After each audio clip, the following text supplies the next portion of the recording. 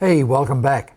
In this video, I'm going to be looking at some paintings by the famous American painter Andrew Wyeth, and I'm going to look at them in relation to the Spitfire Grill, a film that I shot several years ago, and the entire visual style was based on on Andrew Wyeth's paintings, primarily from his collection called Christina's World.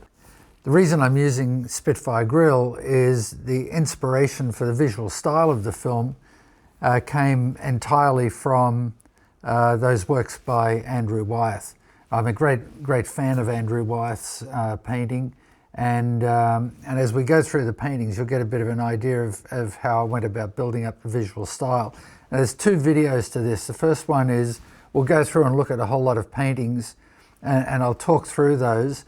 And then the second video, I'm going to take the characteristic curve, the way we've been talking about it, and we're going to overlay that over some of the paintings and actually plug in real values so you can see how I went about actually coming up with a visual style and then laying it in so that when I got on set, I knew exactly where all my exposure values were going to be, what my contrast was going to be, how the colors were going to be portrayed, and all the rest of it.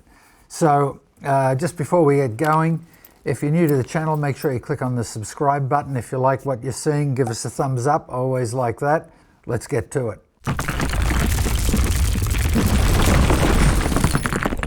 So let's talk through developing the visual style of the Spitfire Grill.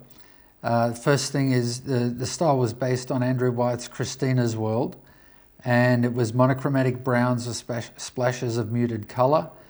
And as I said, browns, but cool browns, not warm browns. Plenty of shadow detail, strong source lighting with an earthy feel and plenty of texture.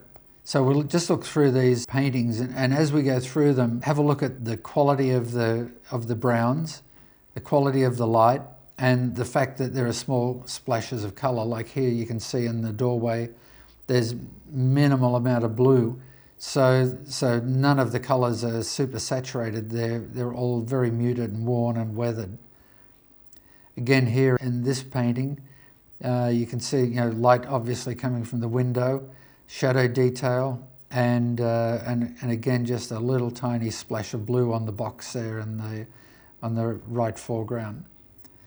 And this one, the exterior, again just very subdued green in the grass, but everything else again in that muted soft browns. Now in the room here, obviously there's little splashes of red and a little bit of green in the window, a little bit of blue on the cushion on the chair. But again, light coming from the window and shadow detail. Although behind the chair there, you can see that it does fall off to black, but there's still a little bit of detail in that in those black areas. And I've seen this actual painting, and in the actual painting there is a lot of detail in that area that looks like it's black in this photograph. Then in here again you see the browns that aren't really warm browns, they're cool browns, the little bit of blue in the clothing, the yellow and the green outside, but everything in that brownish ochre-y sort of tonal value with muted, subdued colors. Same thing again here. Again here, a little bit of green in the grass. Here again in this painting, you can see there's not a lot of color in this at all, other than the yellows and browns, and no real splash of other color. There's a hint of green and a hint of blue, but really nothing much. This one, again on the wheelbarrow, a little bit of blue. Always just that little splash of color. Same here, touch of blue, touch of red, but again, and these browns are a little bit warmer than we wanted to go in Spitfire. I wanted the browns to be a little bit cooler than this, but still you get an idea of the textural quality of the image, and all the filtration I was using in the film helped me get that texture across as well. Then in this one, obviously, there's a splash of green, a little bit of blue in the foreground. In this exterior, you can see the sky's burnt out, not much detail. I also did that so that any exteriors, I tried to burn the sky out. And it was a little bit hard to do that because I don't like burning the sky out, but I wanted to be true to the style of Wyeth's paintings. And so as much as possible, I burnt the skies so that it had this kind of feel to it. And here's another one. This is one of my favorites, the little touch of blue in the blueberries in the basket. Then again here, a touch of blue on the wall, and I think we've seen this on the door. And then this is a wider shot of the two that were small areas of the painting that we saw earlier on.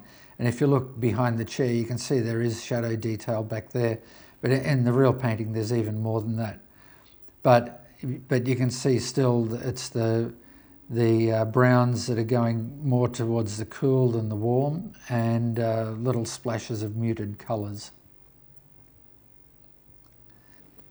As an overview on Spitfire Grill, hopefully you'll get a chance to look at it, and I'll say it one more time, look at it off iTunes, nowhere else, because that's the most accurate rendition you're going to see.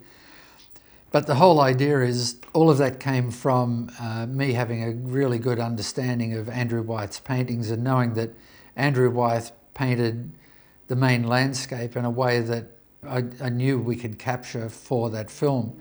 And it was perfect for that film. That was the perfect visual style for the film.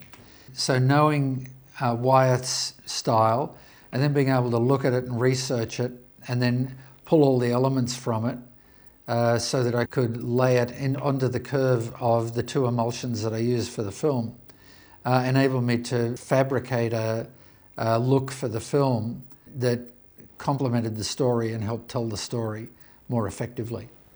So looking at those paintings, that gives you a bit of an idea of how the look for the film came about. And in the next video, what I'm going to do is go through and lay the characteristic curve over the top of one of those paintings, show you how I laid out the exposure values for the look of the film, and then show you how I actually plugged in real exposures so I knew when I walked on set where I was going to place my exposure values, what sort of depth of field I was after, what sort of contrast, and what sort of color rendition. Before I go, make sure you click on that subscribe button. Only take you a second to click that. Thumbs up if you like what you're seeing. And if you've got any comments or questions, be sure to post them in the comment section down below. I'm always happy to answer those and reply to any comments. So once again, thanks very much for watching. See you soon.